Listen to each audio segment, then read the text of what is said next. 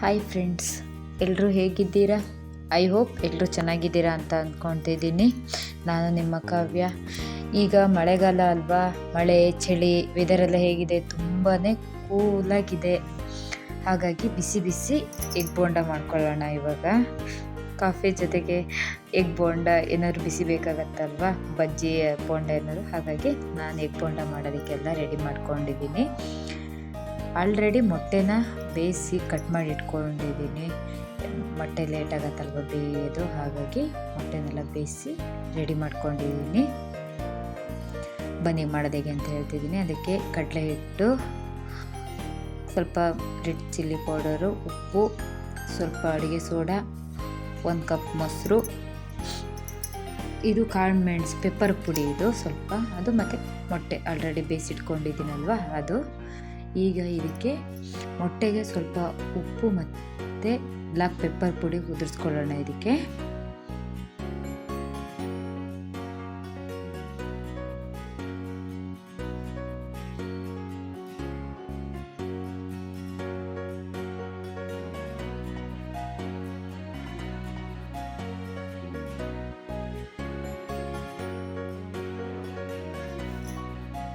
ಅದು ಉದುರಿಸೋದ್ರಿಂದ ಅದಕ್ಕೆ ಸ್ವಲ್ಪ ಉಪ್ಪು ಮತ್ತು ಪೆಪ್ಪರು ಎಲ್ಲ ಚೆನ್ನಾಗಿ ಹಿಡಿದಿರತ್ತೆ ಅಂತ ಹಾಗೆ ಮಾಡ್ತಾಯಿದ್ದೀನಿ. ಈಗ ಇದನ್ನು ಎತ್ತಿಟ್ಕೊಳ್ಳೋಣ.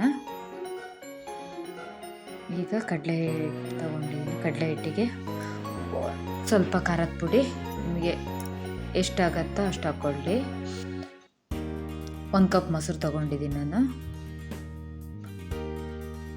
ಮತ್ತು ಸ್ವಲ್ಪ ಅಡುಗೆ ಸೋಡಾ, ಮತ್ತು ಸ್ವಲ್ಪ ಉಪ್ಪು. ಇದನ್ನು ಹಾಕ್ಕೊಂಡ್ಬಿಟ್ಟು ಚೆನ್ನಾಗಿ ಮಿಕ್ಸ್ ಮಾಡ್ಕೊತೀನಿ ನಾನು.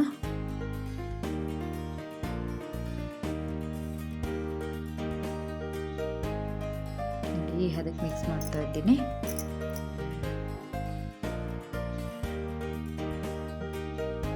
ನಾನು ಕಲಸಿ ಒಂದು 10 ನಿಮಿಷ ಇಟ್ಟಿರ್ತೀನಿ.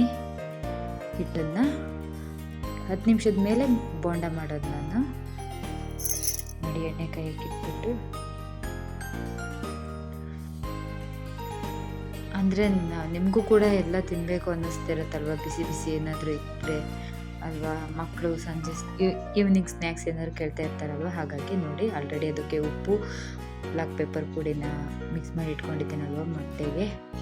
ನೋಡಿ, ಇವಾಗ ಅದನ್ನು ಕಡಲೆ ಹಿಟ್ಟಲ್ಲಿ ಹಾಕ್ಬಿಟ್ಟು ಒಂದೇ ಒಂದು ಫೋಲ್ಡ್ ಮಾಡಿಬಿಟ್ಟು ಎಣ್ಣೆಗೆ ಬಿಟ್ಬಿಡ್ತೀನಿ. ಹಿಟ್ಟು ಹದನೇ ಕಲಿಸ್ಕೊಂಡಿದ್ದೀನಿ ನಾನು.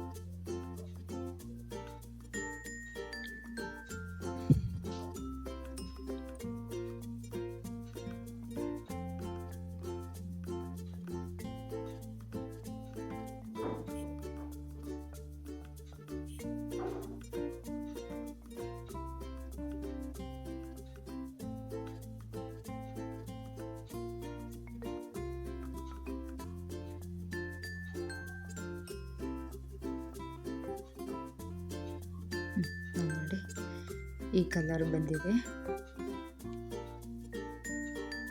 ಚೆನ್ನಾಗಿರುತ್ತೆ.